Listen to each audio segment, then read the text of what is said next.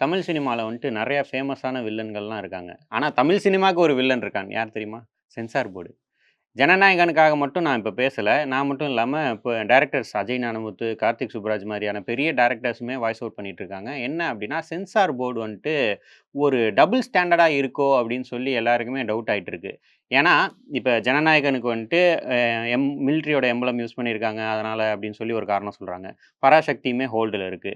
கூலி வந்துட்டு அன்எக்ஸ்பெக்டட்லி ஏ சர்டிஃபிகேட்டுக்கு போச்சு. ஏன் என்ன நடந்துச்சு அப்டின்னா, அந்த ஹார்பர வந்துட்டு கவர்ன்மென்ட் பிளேஸ நீங்க வந்துட்டு ஒரு வில்லனிசமா காட்டுறீங்க அப்படின்னு சொல்லி அது ஒரு புது ரூல். படம் எடுக்க ஆரம்பிக்கிறப்ப அந்த ரூல் இல்ல.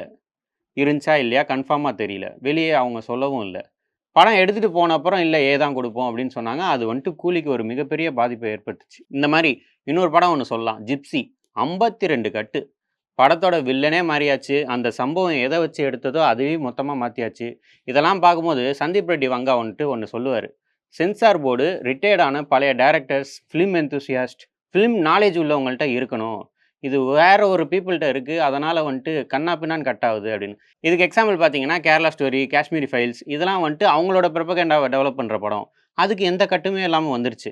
ஸோ, சென்சார் போர்ட் ரொம்ப ஒரு ஒன் சைடடா நடந்துக்கிறாங்களோ அப்படின்னு சொல்லி டவுட்டா இருக்கு. நெறைய பேர் இது சம்மந்தமா பேசிட்டு இருக்காங்க.